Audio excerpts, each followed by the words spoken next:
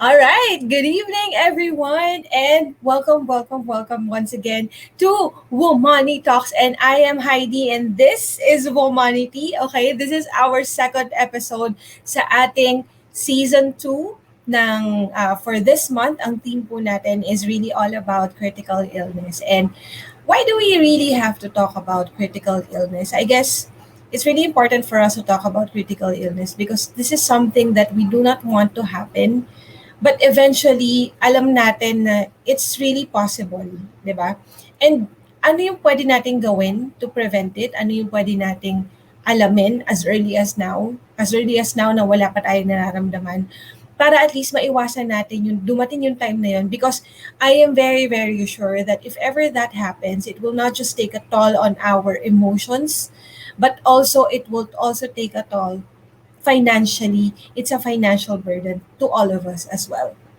And tonight, sobra akong, I don't know, I'm really happy to have this woman sa show natin. And sobra akong, when I reached out to her, sobrang feel ko talaga na hindi siya nagdalawang isip to share her knowledge and to share what happened to her para at least ma-inspire tayong lahat sa lahat ng mga pinagdaanan niya at kung paano niya na-overcome yun. But before we go to that, before I introduce to you my very, very special guest, medyo na-weirdohan ako na walang tunog yung intro natin. No? Nagkaroon lang tayo ng technical difficulties kanina. But yeah, we really have to push through with the show. And it's not what's really important naman kasi what's really important is the message that we want to impart with you through this show sa Womoney Talks po natin. So, as I was saying, before I introduce to you my very, very special guest for tonight, I want to share with you some facts muna about our topic for tonight. So, as I've said, last week we have discussed about stroke, right? So, ang special guest natin last week was my good friend Cliff Perez, and he was very generous enough to explain to us what stroke is. But right now, what we will be discussing is all about cancer. Okay? Just to share with you guys, I think 4 years ago, my lola, who was back then nasa 82 years old siya, she was diagnosed with cancer, breast cancer.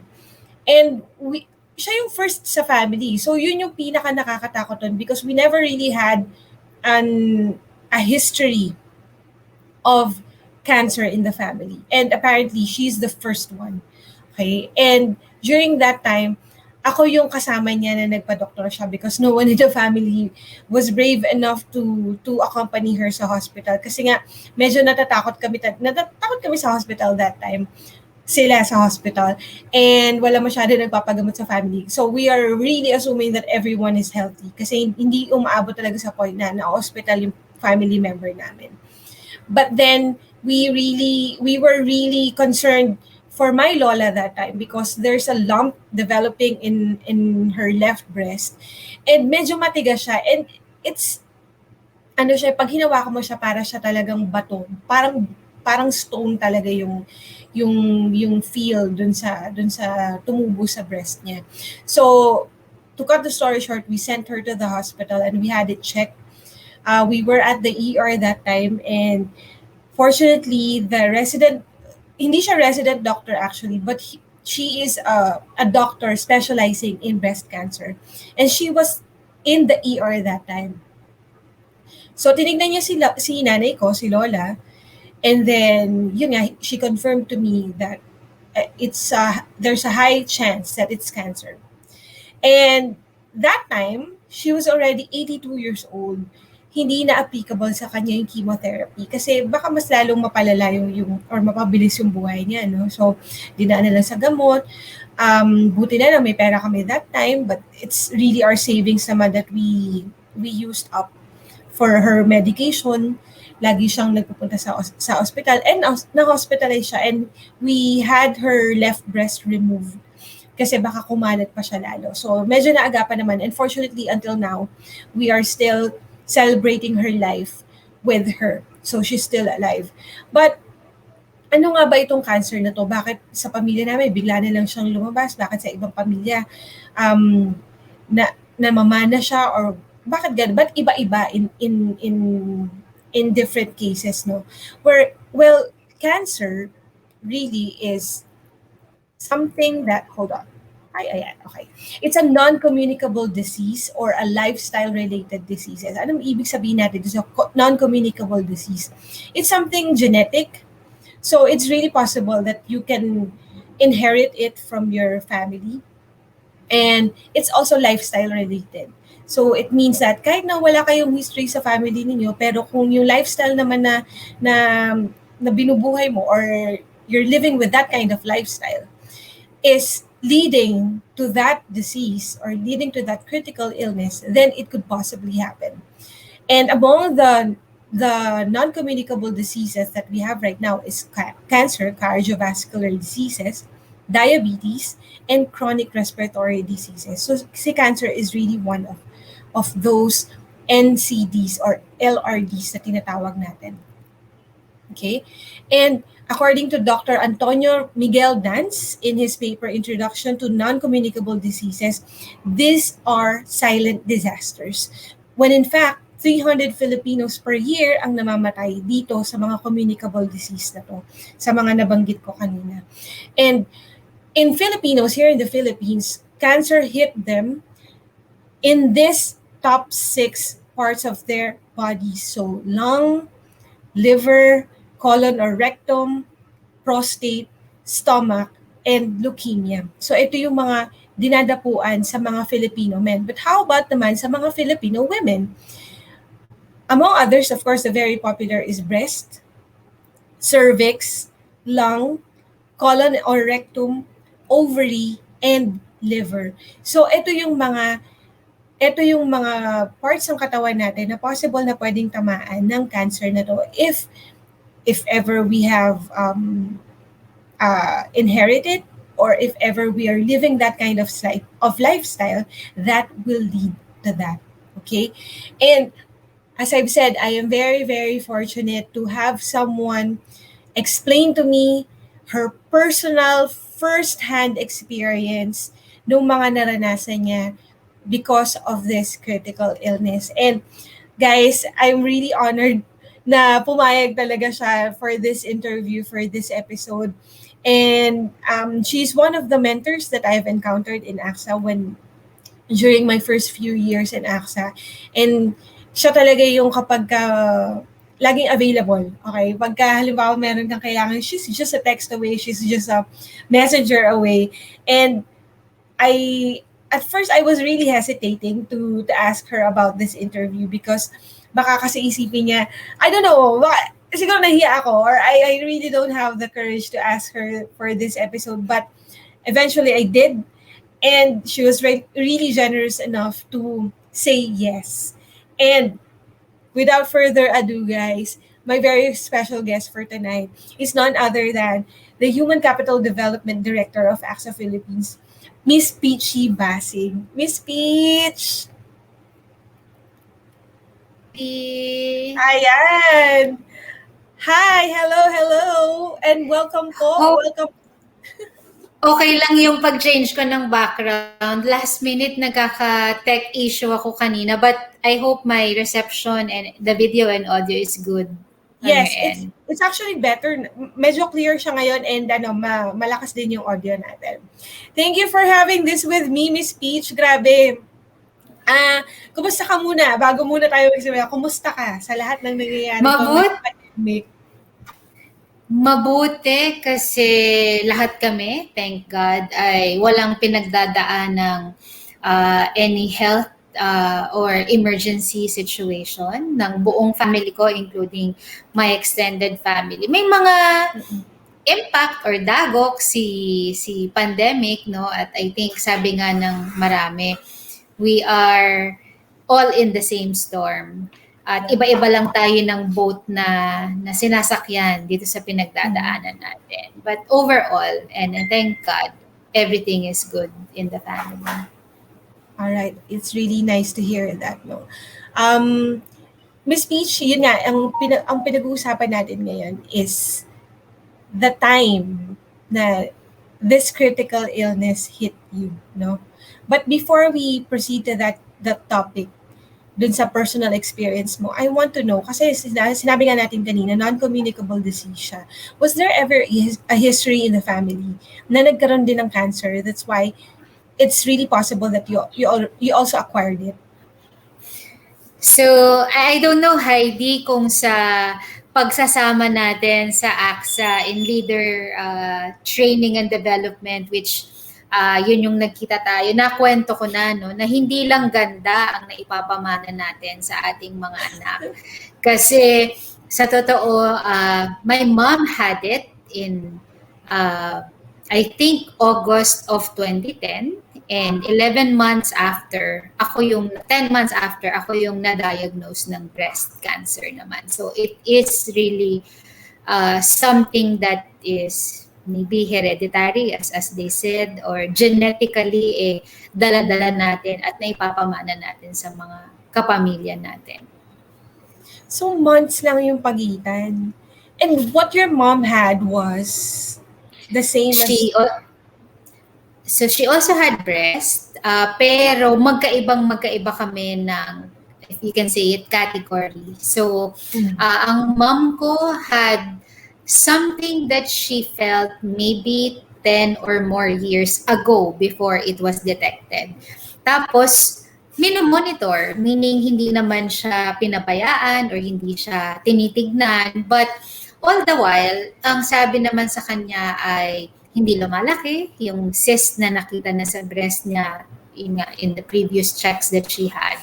But that check that she had in maybe June of 2010, may na-detect na at parang hindi ko alam kung, kasi hindi ko naman nakasama yung mom ko nung time na yun. Hindi ko alam kung hindi malinaw sa kanya yung kanyang diagnosis or yung procedure na pagdadaanan niya. Kasi tumawag siya a day before the surgery. Sabi niya, Peach, meron akong procedure bukas. Sabi ko, ano daw po yun? Eto daw. As in, binabasa niya yung instruction. Nagdadrive kami pa uwi ng asawa ko yun eh.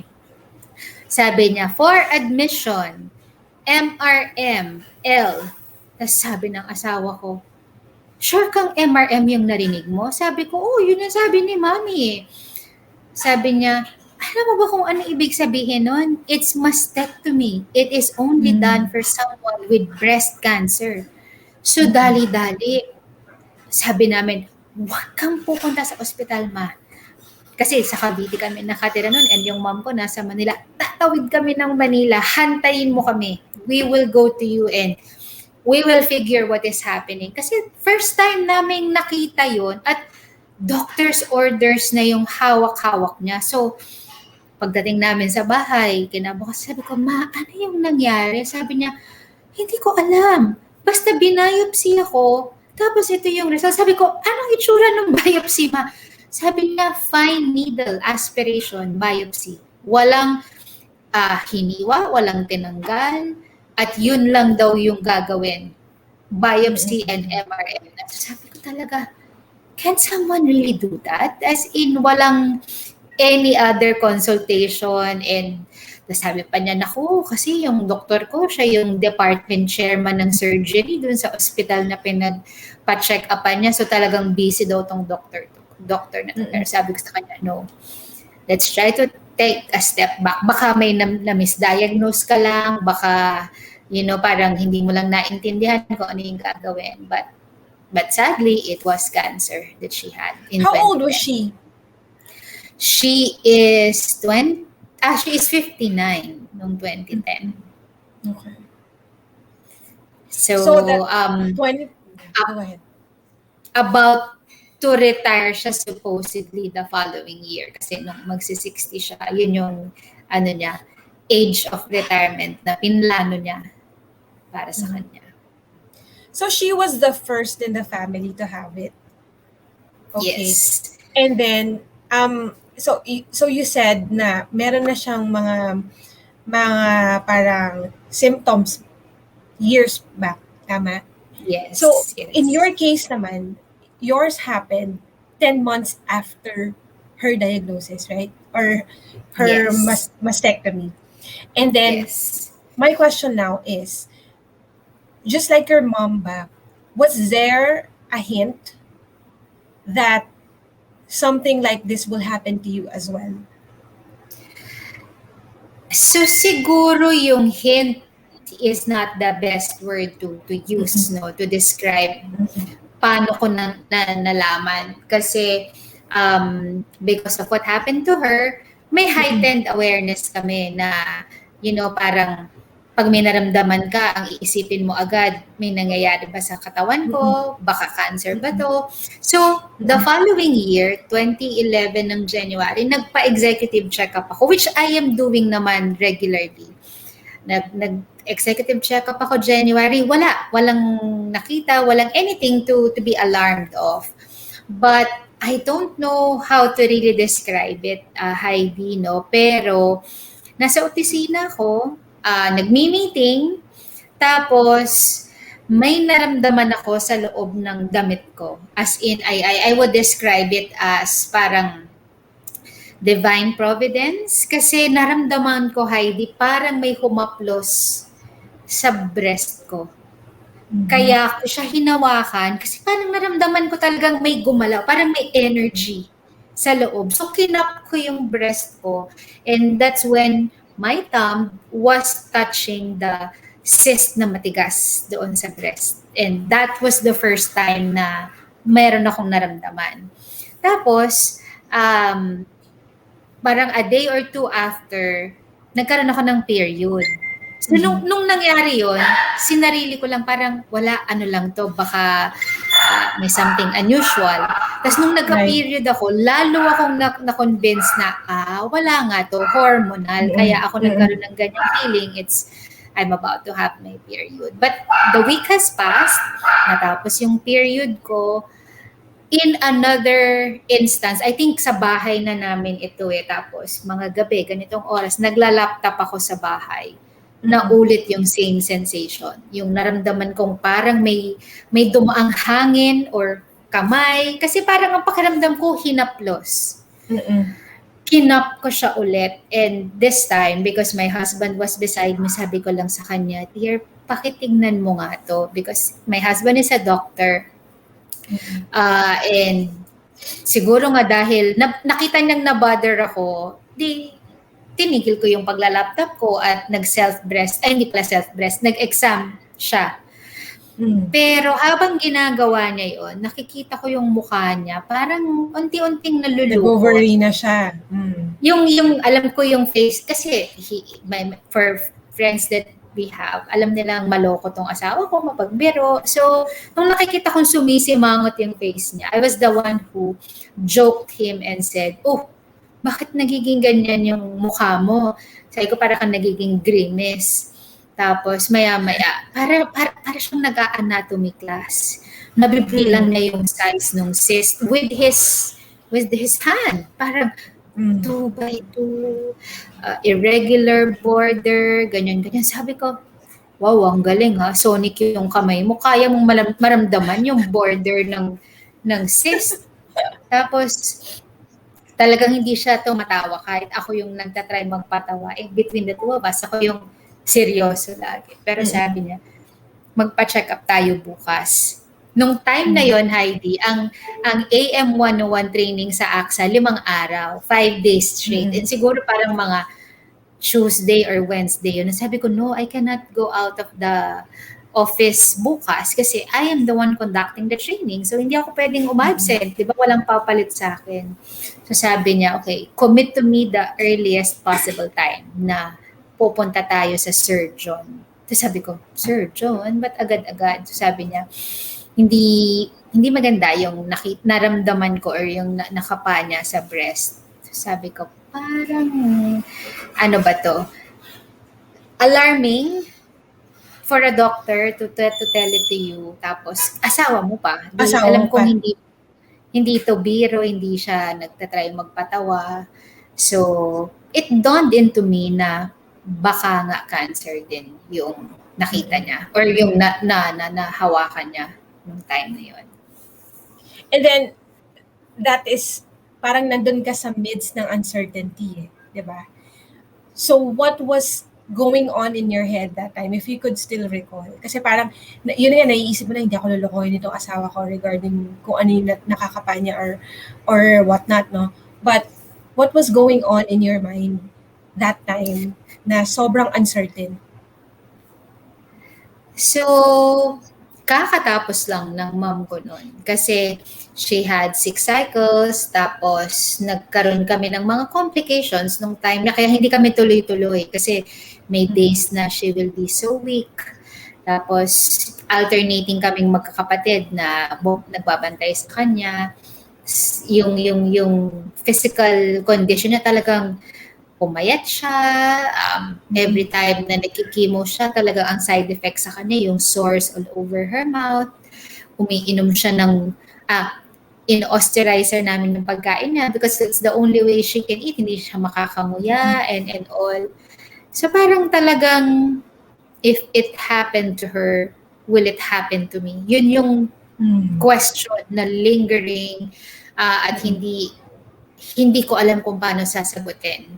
Kasi nga, from the time na we felt something, hindi naman ako agad-agad na nakapagpa-check, no? Pero talagang vigilant yung asawa ko na parang sinabi mo ha, next week, ganitong araw, aalis tayo, magpapacheck tayo. So, and until that time, ang dami mong questions, di ba? Paano nga kung cancer? What can happen to me?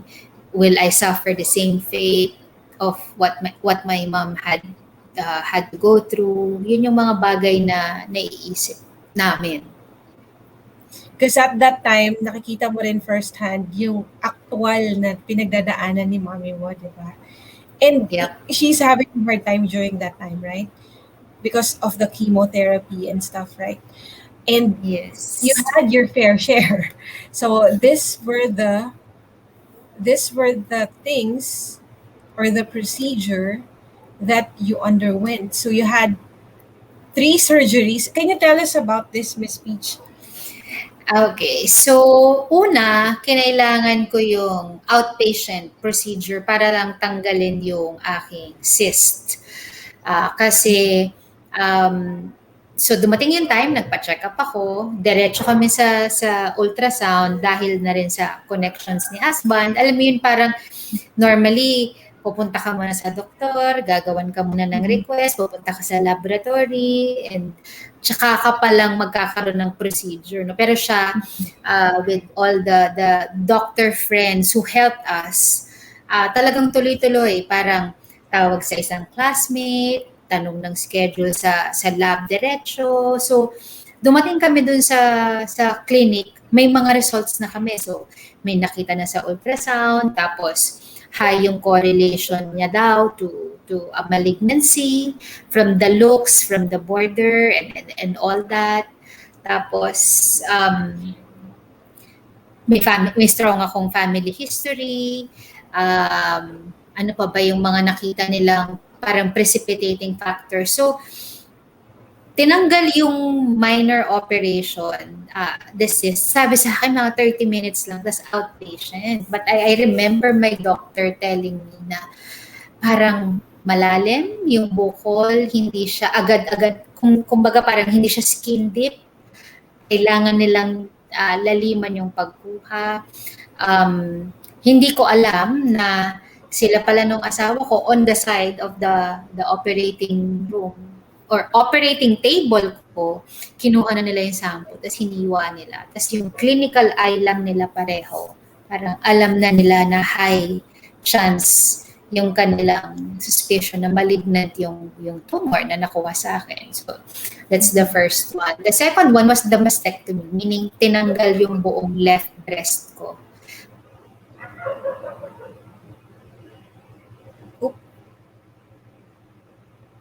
Hold on. Medyo nawala lang si Miss Peach.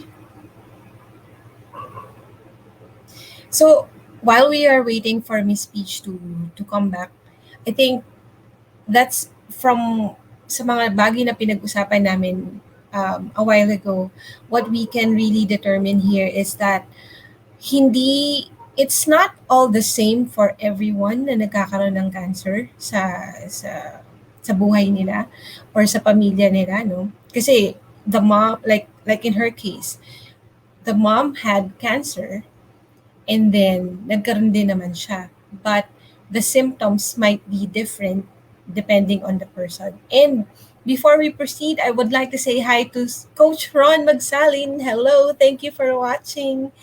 And to our 10,000 viewers who are watching right now, thank you so much. Oh, she is back here. Ayan. Sorry! It's fine, it's fine. Nako, siguro dahil umuulan dito sa amin in Las Piñas, no? But going back to my story, bakit kailangan yung tatlong surgeries? Naku, kung napapansin nila, no, ang aking ugat daw ay sobrang ninipis. That since my cycles of chemo will be 6 of the regular and 18 of the Herceptin medication, hindi daw yan kakayanin ng ugat ko kasi puputok at puputok siya. So even that became a concern kasi kailangan akong lagyan ng gadget here which is still in my chest. It's called a porta catheter. So para hindi ako magkaroon ng reasons for the delay because of no access in my hand for the chemo, kinailangan tong maging additional surgery for me. Kasi hindi ako pwedeng kagaya nung nasa picture na direct injection lang sa kamay na swero. So, and my mom did not need that kasi siya, isang surgery lang. Wala siyang outpatient, wala siyang porta catheter insertion. So, in a way, naging magkaiba yung protocol, ang tawag nila dyan, protocol namin. Kasi she only had 6, but she had radiation. Ako, I had 24 and 10 years of hormonal therapy. So last year, December lang ako officially tumigil dun sa pag-take ng aking hormonal therapy pill. Which initially, ang plan lang ng doktor, 5 years lang. But when we were evaluating my menses, dumadalas pa rin siya. And the intention for me taking the hormonal therapy is mag-medical menopause as early as possible. Kasi si estrogen, one of the female hormones, cancer risk siya for someone like me na nagkaroon na. Kasi yung ano bang tawag nila doon? Yung the way my cancer was managed, they had to check the size of the tumor, they had to check the spread, kaya tinanggalan ako ng 23 na lymph nodes from the arm going to my underarm and chest left side. Tapos, yung possibility of recurrence, doon ako medyo naging valedictorian. +3 ang score ko. Ang grading ay 0, 1, 2, 3. +3 ako. Talaga namang kinarir ko pa daw yan. So, kaya ganyan kahaba yung treatment that I had to get. Miss Pisho, sobra akong curious. Kasi, yung mga iba kasi, sinasabi nila, hindi ka mamamatay sa cancer, mamamatay ka sa chemo. Parang may mga ganun kasing mga nawawala si Miss Peach. Wait lang. Ayan. I was about to ask Miss Peachy. Kasi, I don't know if you agree with me, guys. Kasi, lagi ko yung naririnig, kapag nagka-cancer ka, hindi ka mamamatay sa cancer, mamamatay ka sa chemo. Because the chemo itself is sobrang sakit daw. So, for someone like Miss Peachy who has undergone 24 sessions of chemo, I want to ask her, how was it really like to be in that kind of session? Has it taken a toll to her physical, I don't know, competence or whatever, kung ano man yung nararamdaman niya? Because, yun din ako, mataas yung pain tolerance ko, but at the back of my mind, every time I would think na baka mamaya yung kay nanay, bumaba din sa akin, or baka halimbawa, siguro sa lifestyle ko rin, baka mag-acquire din ako ng something like cancer. No, it's really possible. So, my concern really is how it feels like to have that chemotherapy. You're back, Miss Peach. I was just, And sana the universe allows us to continue this meaningful conversation uninterruptedly na. Naku, Yes, please, please, please.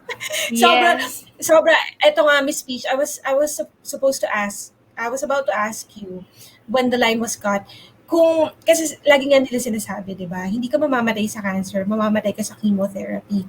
And that is one of my main concerns. Now that my lola had it, it's really possible. Parang na ano na ako eh, nagko-future thinking na ako. It's really possible for me to acquire it or my mom would acquire it. And since because of her age, hindi niya na kailangan mag-chemotherapy. So, okay lang din yun. But for someone like you who had it 24 times, how does it feel like being in that session alone for the first time that you had the chemo? How was it like?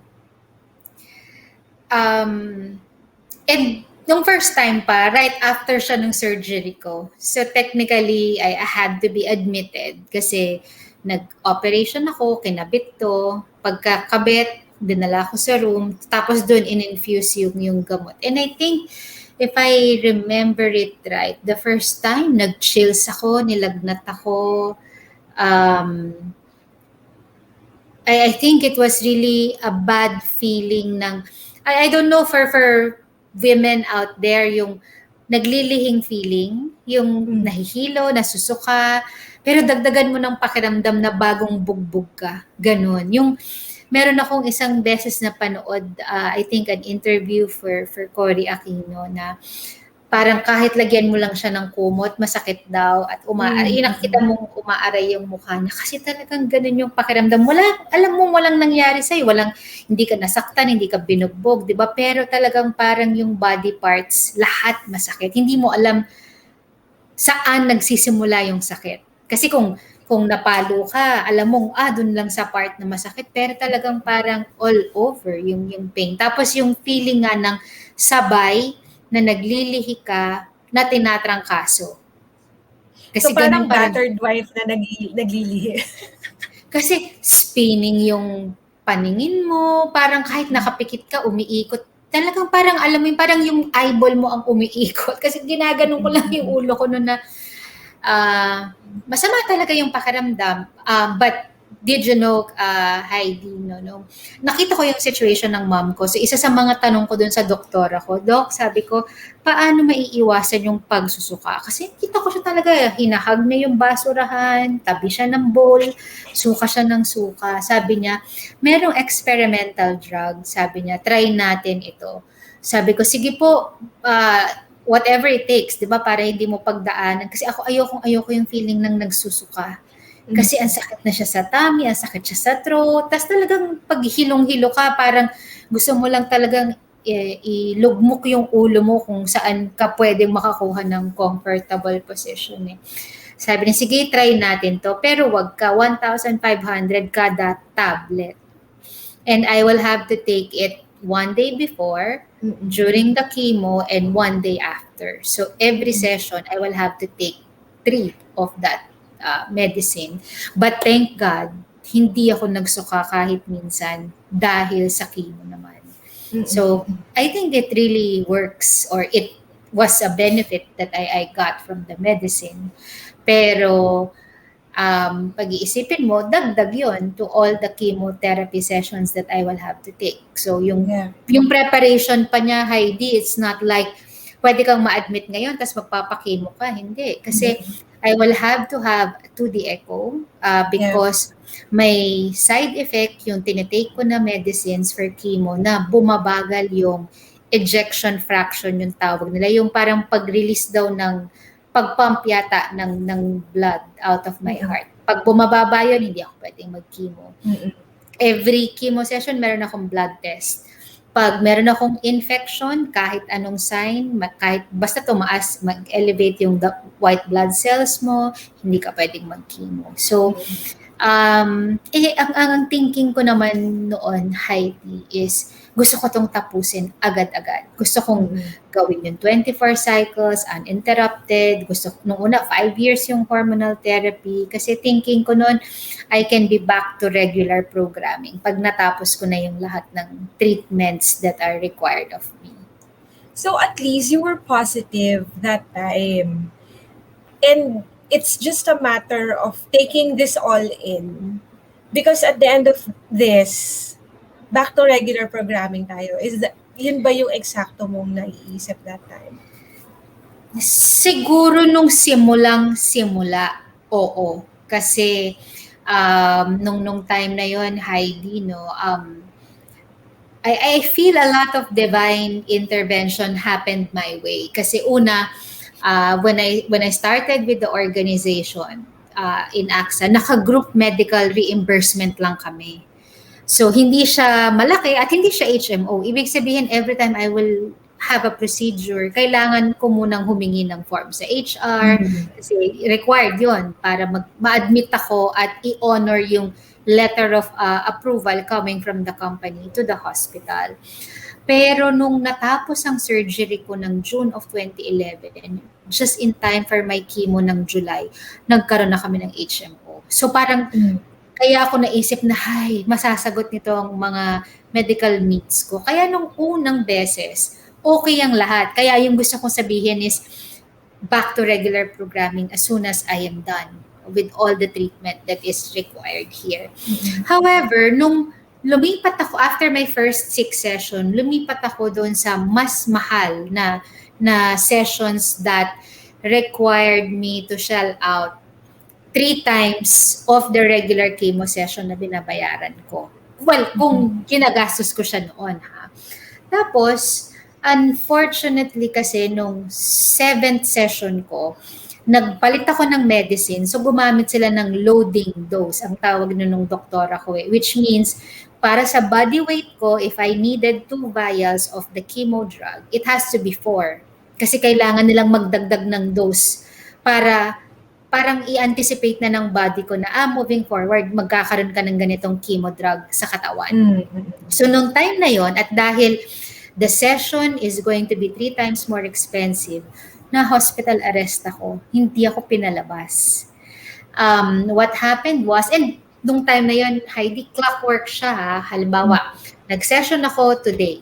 Alam ko na 21 days after, magse-session ako ulit kasi every 21 days yung chemo cycle ko. So, mga day 15 pa lang, ayan na, magla-laboratories na ako.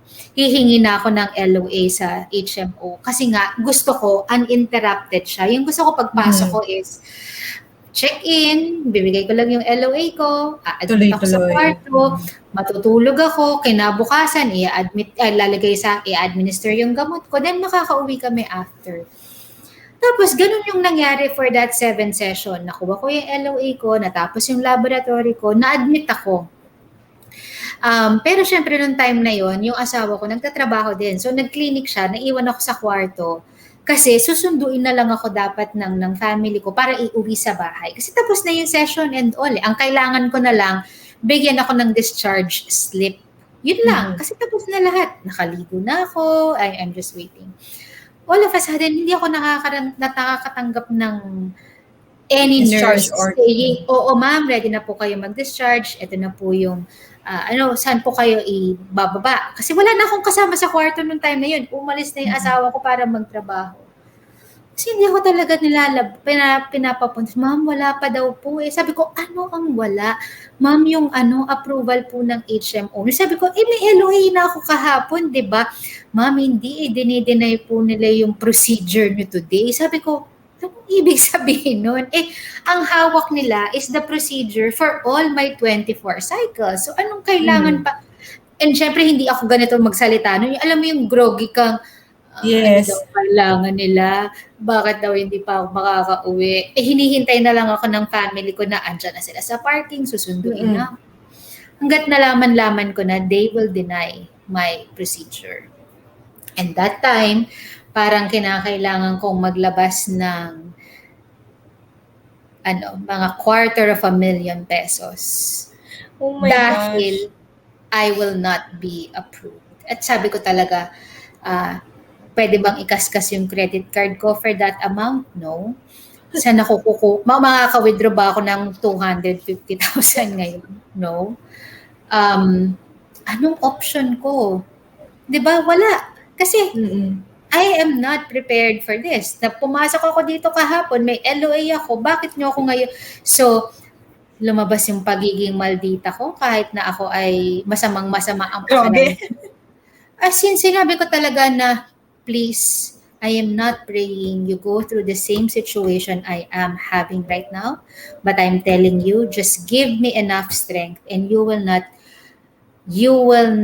wait for the time na yung lawyer ko yung kakausap sa inyo because we will not stop at really making sure that you will be liable for what you're trying to do with me now. Siguro dahil nag-i-English ako kahit mukha akong lasing noon time na yun, aba, lumabas yung LOA ko mga 4:00 ng hapon. Just in time din na yung asawa ko na yung susundo sa akin kasi parang after his clinic, that's the time na mapupuntahan niya ako. So, and then may fear na kami nung time na yun. Sabi ko, Daddy, bakit sila nag-decline na malabas ako dito kanina? So sabi niya, naku, kailangan na nating alamin kung ano nga ang ibig sabihin niyan. But parang he has a suspicion na magde-deny na sila ng future claims. And so they did.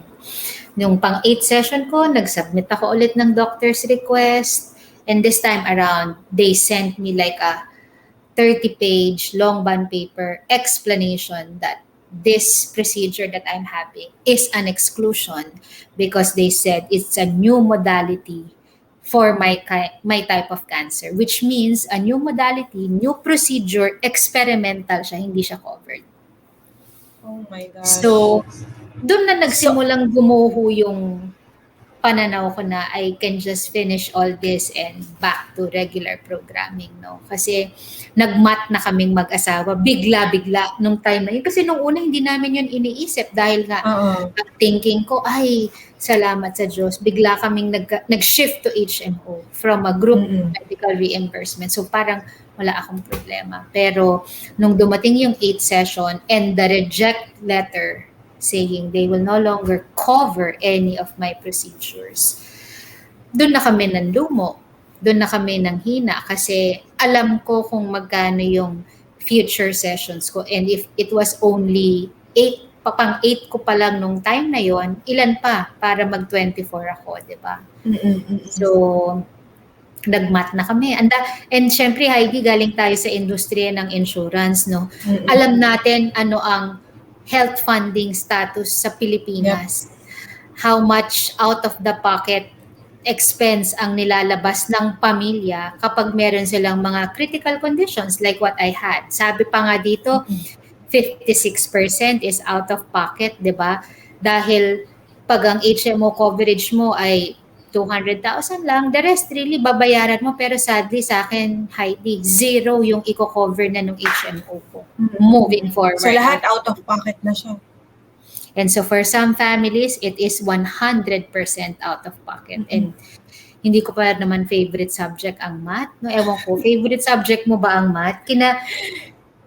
Parang Pagka ano lang, if the interest is working for me, but if the interest is working against me, ayoko na. pag nakikita mo na diduplicate yung pera mo, no? Dahil hindi Oo. tumutubo. Pero yung math na to is the pinakamahirap na pencil pushing activity yung ginawa ko. Kasi kung gagawa ako ng column, well, at least Excel, medyo marunong-runong akong gumawa ng Excel. Nag-auto-compute, no? Pag tinignan ko yung gastos ko sa medication ko alone, at gastos ng pamilya namin, because at the time, I already have 3 kids. All of them are in school.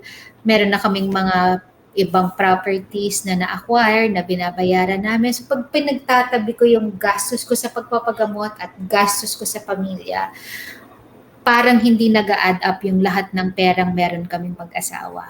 Alam ko na agad na hindi sapat yung what we have as savings at that time. How did you address that, Miss Peach? Kasi nandun na kayo eh. Di ba? So, leap of faith. Naniwala ako na kakayanin namin. Naglagay na ako ng isang row sa Excel na should we need extra money, dispose the car. Let go of nung time na yun, automatically yung listahan ng gastos, wala na dun yung mga wants. Needs lang talaga yun. So nung una akala namin kaya namin talaga eh. Kasi may trabaho naman kami pareho and that's why I decided to continue on working other than kailangan ko yung diversion. Kasi nung mga time na pagka-uwi ko sa bahay, ewan ko, parang dala-dala ko yung amoy ng hospital. Yung kwarto namin, nagiging amoy hospital bed. Amoy, parang hospital room. So, pag kaya ko talaga, I wanted to go out because it gives me a different environment pag wala na ako sa hospital setting. So pumapasok ako at sabi mo nga kanina, hindi naman communicable yung sakit, di ba? At hindi naman ako makakahawa pag pumasok ako after my chemo. But other than the diversion, it's really the need to sustain our living ng pamilya kasi may tatlong bata, may school bus, may tuition, may baon, may amortization, lahat yun. Tinry naming kayanin. Pero dumating yung point, Heidi, na na-max out na yung credit card ko. May dole-outs kaming natatanggap sa mga kaibigan, kapamilya. Pero hindi pa rin sapat eh. And nagkaroon ako ng isang wake-up call moment when so, nagpapagamot ako ng breast, 'di ba? Sumasabay pa yung mga uterus and cervix ko nung time na yon. Meron kasing potential side effect yung tinitake kong hormonal therapy pills para mag-react naman yung ibang reproductive organs ko. So, which means my uterus is thickening, nagkakaroon ako ng mga polyp. Minsan nasa right ovary, lilipat sa left. Yung mga ganyan. But, and maybe sounding like joking about it, no, pero dumagdag siya na threat to my cancer, meaning baka hindi na lang breast ang meron ako, baka meron na rin akong ovarian or cervical cancer. So, nagkaroon ako ng time na kinailangan ko pang magpa-consult sa OB. Tapos nagkataon, yung OB ko mismo was out of the country. Na-refer niya ako dun sa kanyang good friend na OB din dun sa same hospital. Kilala naman niya kami kasi doon naman galing yung husband ko during his residency. So, yung chika-chika, kamusta?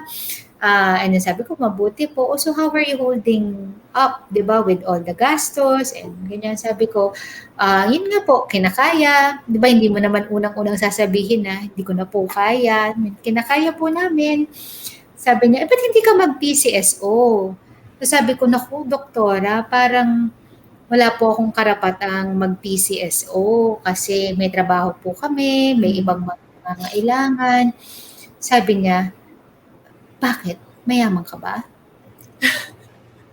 Talagang nabuhusan ako ng malamig na tubig. Kasi parang gusto kong sabihin, nabasa niyo po bang meron akong ganito malaking credit card bill ngayong buwan na to? Parang, I mean, max out ko yung credit card bill ko and I really don't intend to pay that in full. I will only pay the minimum amount. Tapos sabi niya, alam mo, government benefit yan eh. So kung nagbabayad ka ng buwis, you have the right, like any other Filipino citizen here, na humingi ng tulong sa gobyerno. Ang laki pa naman ng tax mo, Miss Peach. Aminin mo yan.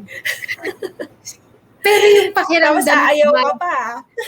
Saka yung pakiramdam ko na hindi siya yung top priority. Kasi parang may hiya. Parang mawawalan ako ng dignidad pag ginawa ko yon. Yung feeling na nanghihingi ka na ng tulong, parang humihingi ka ng limos. Alam mo yung preconceived notion na that's what people do for charity, di ba? Pero lunok ng malalim o hinga ng malalim, ginawa yung letter. Sinabi naman namin lahat na may trabaho kaming mag-asawa, pareho kaming professional, pero nanggaling yung mom ko pala sa sakit a year ago. Other than that, Heidi, hindi ko pala nakwento, no, yung father-in-law ko passed away the same year, February of 2011. He died of complications of his diabetes. In and out na rin kami sa ospital nung time na yun. So talagang patong-patong yung medical expenses ng pamilya, both sides. Sa side ng parents ko, sa side ng parents-in-law ko, tapos ako. So nung ginawa namin yon sa PCSO, parang na-approve kami agad-agad. Pero all the works, no, pumila ka ng alas 5 ng umaga, kasama mo yung lahat ng pasyenteng nandoon. kinausap ka ng social worker. Tapos I mean, iniisip ko noon, parang hindi ka pwedeng pumunta doon naka-makeup, di ba? Kailangan nakakaawa Mm. yung itsura mo. Nakatsinelas ka. So, pero papasok pa ako sa trabaho pagkatapos nun eh. So, hindi ako talaga pumunta doon naman na nakapambahay and all. Pero, sinabi ko lang yung totoo, bakit namin kailangan yung tulong? Kasi, lubog na kami sa utang, Mm. continuous pa yung pagpapagamot ko, meron akong 3 anak na pinapag-aral, kaya ginawa namin yung mga bagay na yun. Pero kasi uubusin ka talaga eh, ng sakit eh. Kahit sino. I mean, kahit yung mga mayayaman, Miss Peach. I do believe that. That's why, yung mga mayayaman, sila talaga yung kumukuha ng mga insurance because they really don't want to exhaust their properties, the money that they have. They True. value the insurance so much. Kasi yun yung makakatulong talaga sa kanila to augment, And 'di you ba? know Pagka what, nagkasakit. Heidi, ang pinakamasakit na reality nun ay nasa insurance ako. I am a Mm. trainer at that, but I don't have a health coverage. Kasi ang inuna ko ay yung Investment. income protection ko, meron na akong pera for retirement, yung 3 anak ko meron ng sari-sariling educational plan. Yung panganay ko nakuha ko na nga ng pangalawa, yung asawa ko may retirement din siya at may memorial na kami. So, dami kong nauna na insurance needs. Pero ang Mm. hindi ko talaga inuna ay yung money Health. for health emergencies. Yes. Okay. So, Ju- alam mo yun, dagdag siyang pakiramdam na I am not preaching, I am not walking the talk. I am not practicing what I am preaching for people to really find me with moral ascendancy to do these things that I am employed to do. Diba? Mhm. That's the thing din. Nagigets kita, Miss Peach. Kaya ako talaga, nung first few years ko talaga sa insurance industry, at that time, when I entered kasi the insurance industry, wala akong insurance. So parang iniisip ko, paano ko i-explain to insurance? Ako mismo wala rin akong insurance. But yeah, tama eh. Kasi we have been talking about the importance of insurance, but we don't normally talk about which insurance should come first. 'Di ba?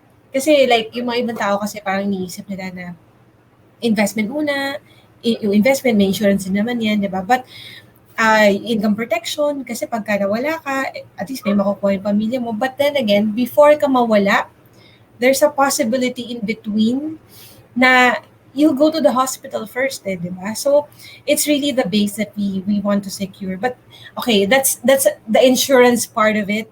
But we cannot stress enough, guys, kung gaano talaga ka-importante. Pero I hope that by hearing the testimonies of Miss Peachy, you would already realize how important it is to have a health insurance with you talaga na handy kapag ka nangailangan kayo, no? So, going back to our discussion, Miss Peach, I have always, so you've been through all of those things, and there are a lot of realizations that you have thought of. Yun nga na parang nakakahiyang humingi ng tulong because you are already in that stature, and then trainer ka, tapos you're paid to teach insurance, but you don't have health insurance. A lot of things, no? A lot of realizations during that time. And but for me kasi, I know that a lot of things that are happening to us are meant to happen for a reason. There's always a reason for anything that's happening. Konektado kasi lahat. I don't, talagang yun na lagi ko talaga nasa isip. And for you, if you also think that way, that all things are connected and one thing leads to another, did you already realize kung ano yung tinuro sa iyo that time, and bakit kinailangang mangyari yun sa iyo? Siguro yung unang-una na naramdaman ko, Heidi, is it is changing me. I did not see cancer as a period in my life. I saw it being a comma Kasi natapos ko yung part na pre-cancer and cancer is doing me parang a new shape, a new mold, or giving me really new things to do. Ang bilis kong na-accept na, oh, I had cancer. Shit happens. But I have cancer. Shift can happen too. Because paniniwala ko nun, magaling naman akong sales trainer eh. Sana tama yung sagot, yung tama yung ano ko, Oo paniniwala ko na yun, naman. Heidi, no? So, I readily embrace that I am being readied for a life trainer role. Maging trainer ako ng buhay. Kasi hindi naman produkto yung nangyari sa akin eh, 'di ba? Parang hindi naman ako pwedeng product endorser na kunin niyo yung health insurance kasi tignan niyo ako, wala akong health insurance, no? But because of that, all of a sudden, parang all the things that we are doing in the life insurance industry made sense to me. Like, I wasn't a strong ambassador of the brand or the nobility of the purpose before. Pero ngayon, lahat ng taong makakausap ko with my team, one-on-one performance management conversation, anak, may insurance ka na ba? Itong darating na bonus natin sa Pasko, wag mong ubusin sa lahat ng regalong gusto mong bilhin para sa sarili mo. Buy your first insurance if you don't have any. So bigla siyang nag 360 degree sa buhay ko. Ano yung pinakita sa akin ni cancer that may moments that matter. That is the time I have with my family. My kids matter. Nung una, akala ko tama na yung ginagawa ko being a mom, 'di ba? Pero when cancer happened to me, dali-dali bibilihan tong tatlong batang to ng tag-iisa nilang health insurance. Dali-dali kinausap ko yung OB ko na meron bang pwedeng prevention, which is a cervical cancer vaccine na inavail na rin namin. Parang dati hindi ako nagpaplano ng mga family getaway or birthdays and whatnot kasi pag hindi tumama sa schedule, edi hayaan natin hindi tayo mag-celebrate. Pero ngayon, those are the moments that matter. So, in the pictures that I have shared with you, no, meron akong isang magandang picture na nakita dyan. Eh. Nakalagay doon, shit matters. Shit happens pala, sorry.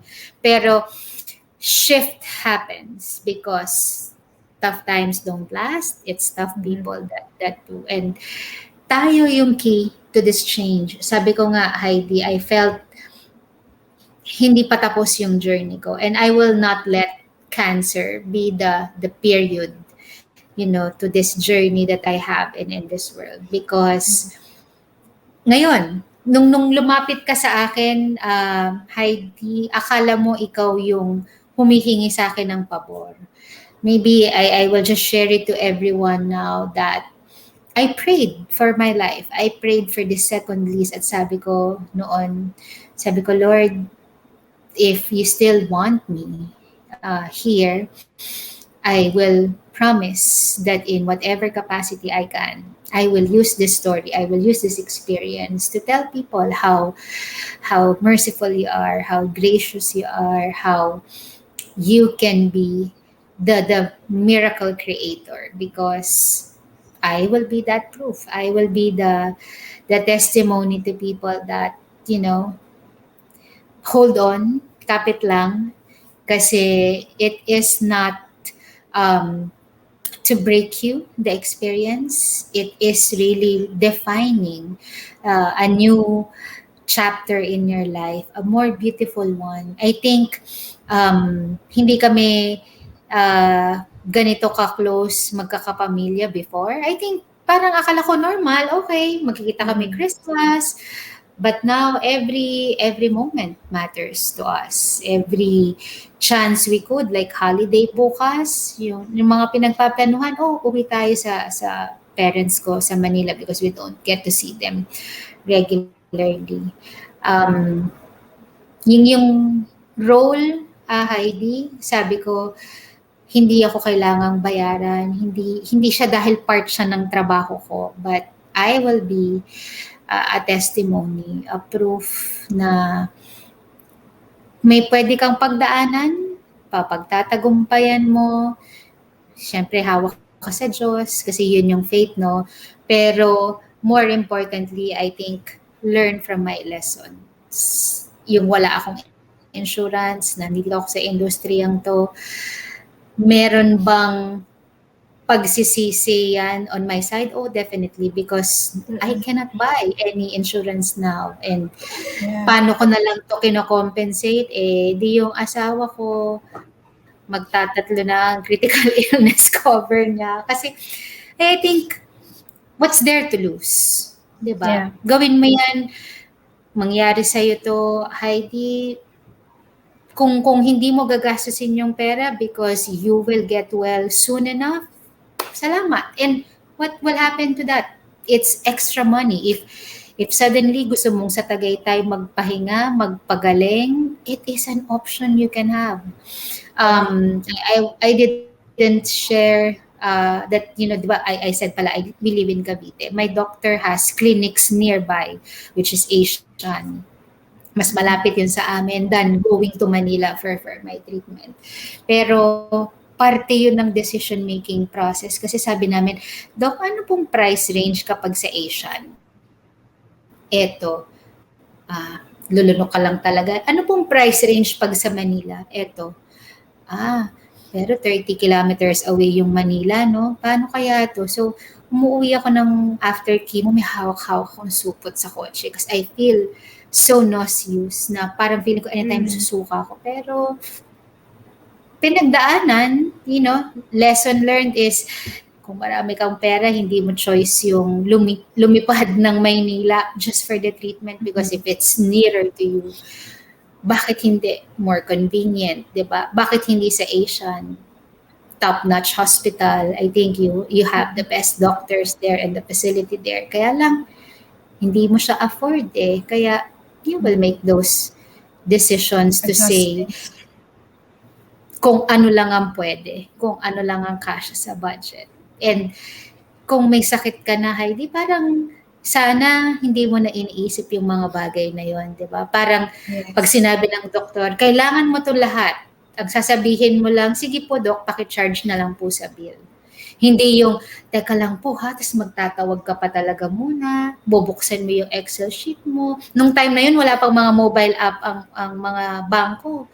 Titignan Mm-mm. mo pa talaga sa ATM, magkano ba yung laman nito? Kasi sabi ni Doc, bukas kailangan ko ng ganito, baka hindi pala kasya yung withdrawin mo for the treatment that you need. So sana, yun yung sana hindi na pagdaanan ng iba. Because you can prepare. Maybe you cannot prepare 100%, but it can be easier.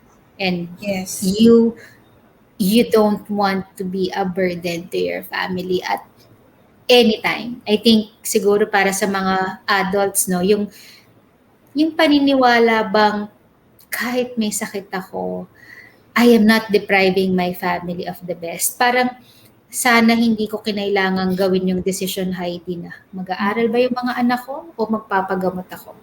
Yeah. Because I don't want to make that choice. I want to have both. And Alam mo, Miss so, Fish, naalala ko meron mga nagsasabi na, kasi every time we would say na, you don't want to be a burden to your family. Parang, of course, at some point, parang nag-guilt trip ka din, di ba? Pero kasi, ganun talaga eh. Kahit naman sabihin natin na, ako kung kapamilya ako, I wouldn't want to see it as a burden kasi pamilya naman kita eh. I would do anything for you. But at the back of your mind, it's really that you will be emotionally disturbed, financially challenged because of what will happen to you. Because it will really happen. Kailangan mo talaga siyang pondohan. 'Di ba? So, I would rather have 1.2 million and be billed by 2 million than having nothing and be billed by 2 million. Alam mo yung gano'n? So, parang ang hirap niya. So, it's really something that you prepare as early as now para hindi mo napagdaanan talaga yung mga yan. Because kahit anong sabihin pa ng pamilya mo, kahit anong sabihin mo pa na hindi yun burden sa pamilya mo, it will be kung nandun ka na sa sitwasyon na yun. 'Di ba?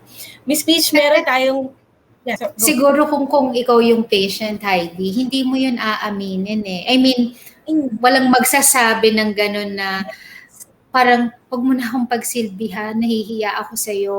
'Di ba? I don't think it is something that will come out of a patient, no? Pero in mm, your quiet time, 'pag ikaw lang mag-isa, at least ako, yun yung pinagdaanan ko. Yung bang for how many years, hindi kami nakapagbiyahe, hindi naranasan ng mm. mga anak ko yung mag-birthday, kasi nagpapagamot ka eh. So, yun nga yung Yeah. point na mamimili ka ba ng gagastusin ko ba to para sa sarili ko o gagastusin ko ba to para sa mga anak ko?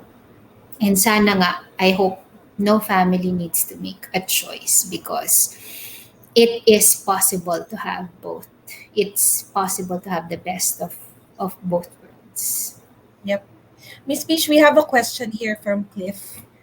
So, Yes. Cliff is watching. Ayan. Miss Peach, was there a moment that you started doubting the positive self-talks you are giving yourself?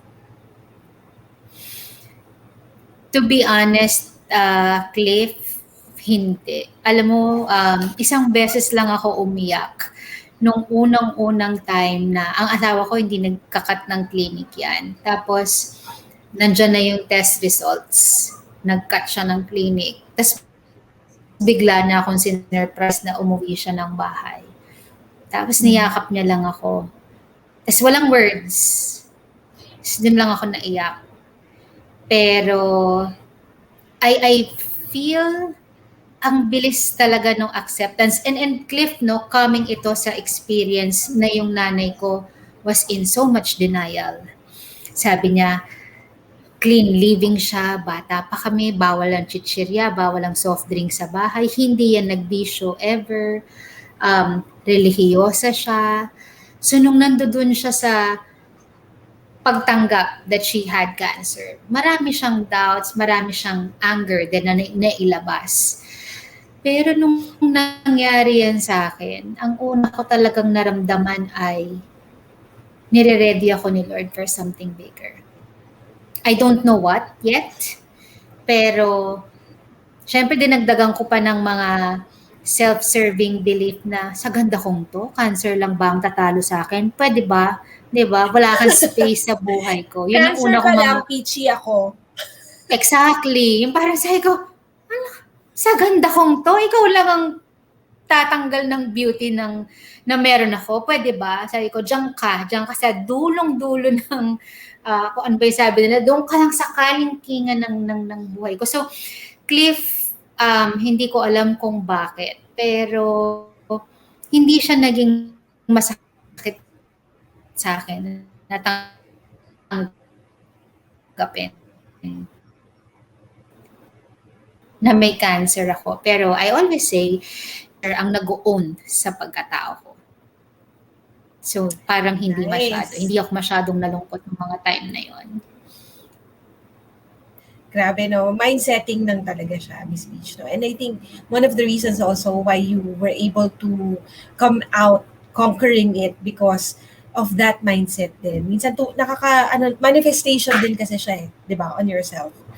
And also, I would like to, meron pang message dito si Cliff, sabi niya, inspiring story, Ma'am Peach, 24 chemo cycles, 10 years hormonal therapy, grabe ang patience and positivity. And also, si Dante Nako, teammate ko Crisostomo, yan si Dante. ayan, glad to have had those conversations. You're an inspiration to many, Peachy Bassig. Nice one. And of course naman, syempre, Kennard Felix, Sir Doc. Nako, Ayan, a single disease can make you broke if you don't prepare. Totoo naman yan because we have been talking about insurance. Um, Guys, we really don't want to touch more on insurance but hindi namin maiwasan na i-point out yung importance niya, especially that we have a testimonial in front of us. No? So, please bear with us if somehow nai-inject namin siya dun sa conversation. And Kay Doc din, sabi niya, cancer is not a life stopper, but it will make you cherish life more. And we agree, no? Ang daming Sometimes, comments. oo. And a while ago, Ron Magsalin was also here. So, hi, Ron. Thank you for being here a while ago. Thank you so much. Ayan, thank you daw, Miss Peach, sabi ni Cliff, for answering his question. So, Miss Peach, no, we have been Naku, talking pinanood for, din kita, Cliff, last week. ah, pareho kayo eh. It's really accepting what happened and doing something about it, right? And the mindset that you need to have in facing this kind of critical illness talaga. That's really what's important. Because once you start self-pity, diba? Mag nag-self-pity ka kasi of what's happening in your life, hindi makakatulong kasi siya talaga. Although we don't invalidate naman the feeling na malungkot, di ba?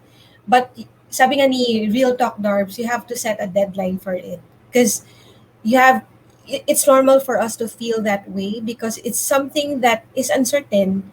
It's our reaction to something uncertain. But now that we already know that it's cancer, it's stroke, or it's whatever, we have to do something about it. We just can't stop, diba? And watch ourselves being eaten up by that kind of situation. And there are a lot of help din naman along the way na makakatulong sa atin, like our family, our friends. If you don't have your family, you have your friends, right? So it's really just a matter of asking for help as well. So ang daming lessons, Ma'am, Miss Peach, no? Ang dami mo nang nasabi kanina, but to sum it all up, what would be your ultimate message to our viewers? Kung ano yung gusto mong sabihin sa kanila. Now's your chance. So, like what we have heard maybe a million times na no, when life throws you a lemon, like make a lemonade. When the going gets tough, the tough gets going. So, um, and then true, allow yourself to grieve or to be sad or to acknowledge the feeling, no? Pero isipin mo, the best is yet to come.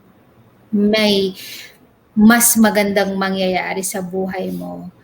And making that decision to one, maybe leap with faith. Nung time na yon, Heidi, wala kaming, yung bank account na meron kami, not enough to the chemo that I will have to go through for like 2.5 years.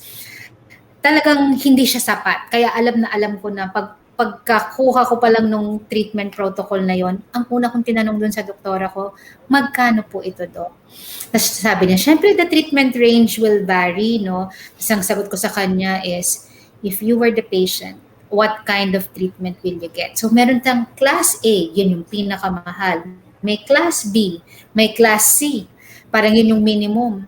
So, mangangarap ka din lang naman eh, 'di ba? Ang gusto mo yung class A, yung ano yung chances ko na hindi na 'to mag-uulit dahil yun yung gusto kong mangyari.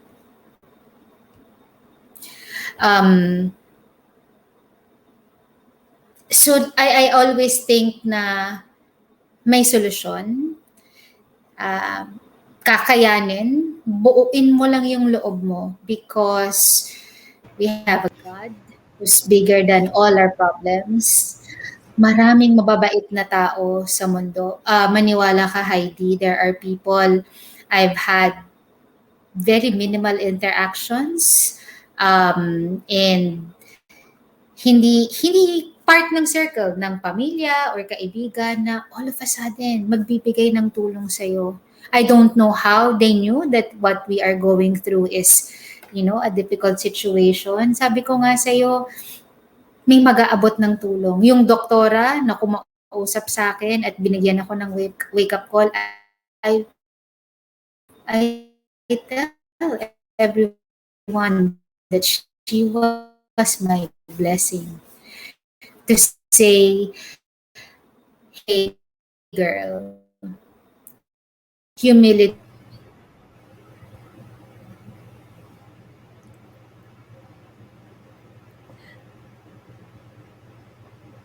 that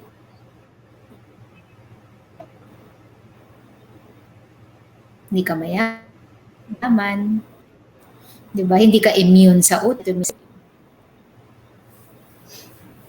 May speech medyo nagka-cut lang yung line. But Oo nga eh. narinig ko naman yung last part that yung doktora mo nga na nagbigay sa ng wake up call na humility, na hindi ka mayaman, Yes. you still need help, 'di ba? After all of these Exactly. things. Yeah. Nina Tolentino True. is also here. I think she's Hi. hello. Ayan. So, okay, ang dami kong takeaways from this interview, Miss Peach. And I'm really, really so happy talaga that we had this. And sabi mo nga kanina, you would want to reach more people with the kind of story that you have. Hindi naman natin gugustuhin kasi rin na maranasan din ng mga ibang tao. And ah, hindi ko alam kung maganda ba itong sasabihin, pero I'm glad that someone like you is really sharing something like this so that people could learn and be inspired from, 'di ba? Kasi hindi naman talaga natin kailangan pagdaanan para maniwala tayo, 'di ba? So there are a lot of testimonies out there which could give us that kind of relief na kahit na dapuan ka niyan, there is hope. You have to be humble about what happened to you, 'di ba? Because at the end of the day, your God is still bigger than whatever it is that you're undergoing or kung ano man yung meron kang problema sa ngayon, 'di ba? And Miss Mitch, eto na lang, pinakalas. Wait, i-hi muna natin si Nina Tolentino and si Hi. Chepot Basilio. Hello, thank you for watching, guys. Ayan, so the title of the 3 episodes that we have for this month is If It Was My Last Day, I Would. So, I want you also, since ikaw, Miss Peach, parang, I don't know, baka ako lang, pero tinanong ko rin to kay Cliff last time. Because it's as if you were there eh, di ba? I don't know if it dawned to you na, oo nga no, baka last day ko na to or whatever. But if it was your last day, what would you do? If it was my last day, I would. How will you finish that sentence? Okay.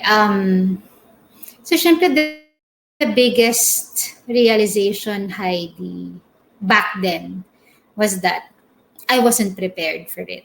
If it was my last day in May of 2011 when I got my diagnosis, I would say, wag po, hindi po ako ready. No? Pero over the 10 years since that time, pinaghandaan talaga namin.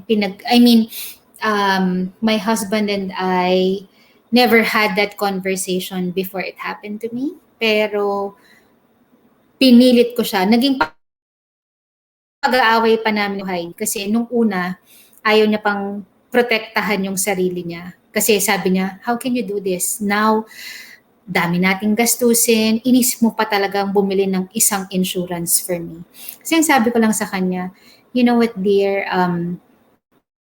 nung nangyari to akin, I know how hard it is. Pero ang hindi ko maaatim, mangyayari pa siya sa'yo now na naubos ko na yung buong family savings natin kasi wala ka nang kukunin, wala ka nang mahuhugot. Diretso ka sa PGH kung yan ang mangyayari sa atin, di ba? So, nung una away yun kasi hindi niya maintindihan yung rationale. Why? Why now? I am not saying no, but why now when we can hardly afford it? Sabi ko, kaya kong ikaskas yung credit card ko.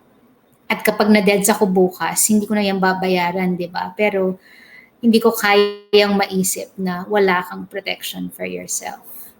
And so the last 10 years, kahit nagpapagamot ako, Heidi, sabi ko nga sa'yo, pikit mata, kinakaskas yung credit card kasi I want that peace of mind. So if today is my last day, siguro pipilitin ko yung mga anak ko, even if they don't want to now because they're all teenagers, to cuddle up with me in our bed. Siguro, mahilig ako sa litrato. Ewan ko, nakita mo ba tong area namin? Maraming mga posters yan. Kukunin ko lang yung mga Oh collections ko ng yeah. kukunin ko yung collections ng family album. Tapos gusto ko lang tignan lahat ng mga collections of memories that we had. Because I want to be at peace. Nakakaiyak pala to. Grabe. Pinaghandaan ko naman tong question na to. Pinagreadyhan ko na to nung binasa ko yung guide mo. Pero ngayon parang sumasakit yung mata ko, ha? Go lang, go. Pero that's what I want to do. To be peacefully sitting down, looking at all the things that we have achieved or done as a family. Achieved not necessarily in great lengths of achievement, pero yung nagawa namin tong first trip na to, or nagawa namin itong very first, ano bang pwede kong sabihin ako, maybe the very first family reunion namin sa side ng Felix, which happened in 2014, at hindi pa nauulit hanggang ngayon dahil may pandemic na. So kung yun man yung last and only family reunion that we had, I will just be so happy looking at all the photos, of those memories. Because I would say, thank you. Kasi baka full na yung book na ni-ready sa akin ni Lord. So sabi niya, hanggang dito na lang. So balikan ko lang. Gusto ko lang baunin yung feeling na this is it, but your life did not turn into waste kasi nagawa mo yung kailangan mong gawin. Lalo na dun sa mga importante sa'yo. Like, that's my family. Grabe. Parang wala pa namang tissue dito. Ako din. Piniligan ko yung sarili ko. Okay. Sorry na, Miss Peach. Ano pa yun? Oo nga. Nag-ready naman ako dito, Heidi. Pero masakit siya sa mata, promise.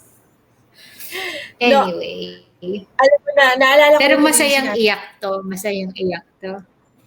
Yes, because at the end of the day talaga, Miss Peach, na parang pinaparealize natin na on our last day, we wouldn't be thinking about all the money that we have acquired, all the legacy that we will be leaving behind, all the properties that we have acquired, di ba? But ultimately, yung iisipin natin palagi are the memories that we have made with our loved ones. No?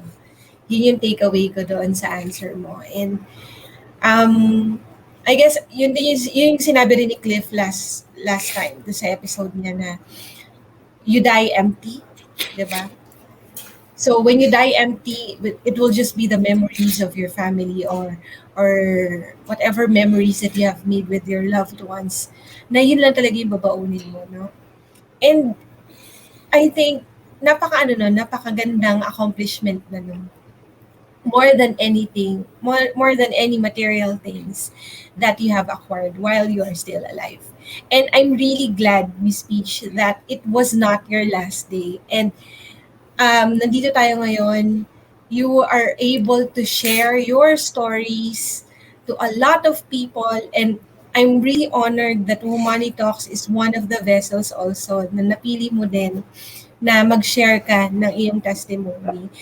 Sobrang nakakatuwa. Very, very inspiring. And I would assume all the viewers ng Womoney Talks for this episodes were really inspired. Pati yung mga manonood pa ng mga future episodes natin, I hope they will be inspired by your story because there is always hope. Diba, guys? And ang maganda dito is, kapag nangyari yun sa inyo, of course, no one wants these things to happen, but if it does happen, isipin natin that there is a greater purpose why this is happening to us.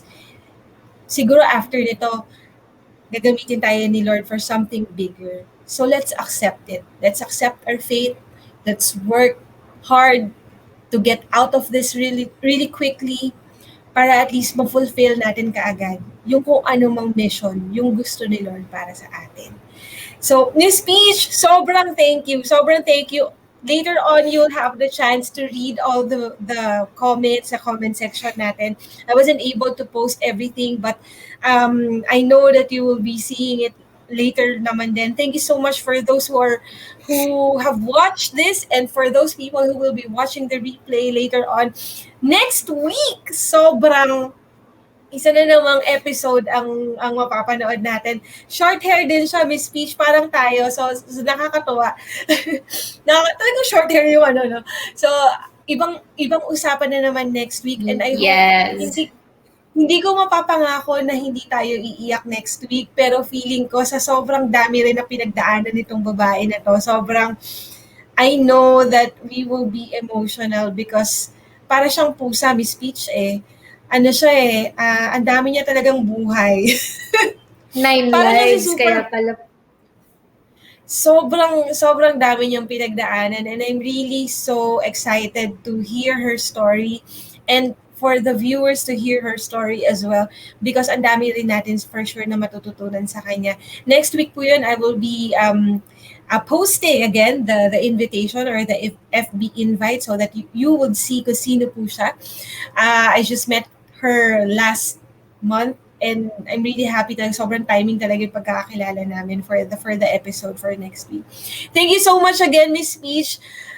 Sobrang it's really an honor to have you in this show. Sobrang ano to, for the books talaga to. Grabe, ang ganda ng episode. Sobrang ako din, this is really one of the episodes na sobrang i-cherish ko for the rest of my life. Sorry, at napaiyak kita. Nga, parang kailangan Oo. pag nagkita pala tayo sa Thursday, meron kapalit itong pag-iyak na 'to. Ang sakit niya sa mata, parang kanina pa ako naluluha, pinipigil ko. Kaya sabi ko, grabe, plus ngayon pa ako walang kahit anong tissue, pero buti na lang may dumating. But thank you, Heidi. Thank you for this gift of allowing me to share the story that we've had as a family. Sabi ko nga, no, hindi ikaw ang nanghingi sa akin ng pabor. This is you allowing me to fulfill that prayer request I did 10 years ago na sana gamitin ako ng Panginoon to whatever needs na pwede akong maging hindi man solusyon, maging tagapagbigay ng pag-asa sa ibang tao. I'm also making myself available when family members or friends would be in the same situation, like may mga medical emergencies, kung kailangan nilang marinig kung paano ko to nilabanan, I am available and open to share that story, even on a personal and if need be, one-to-one basis. Para marami tayong survivors, like how you called Yes, your correct, guests correct. here. Yes, agree doon. Mas maraming survivors because mas marami nag inspire sa kanila to survive. And you're one of them, Miss Peach. Thank you so much for your life, for the gift of life that you have. Thank you so much, everyone. And until next week sa ating another episode for Womoney Talks, thank you so much. And always remember that we can always be the empowered women that we are destined to be. Thank you so much. Bye!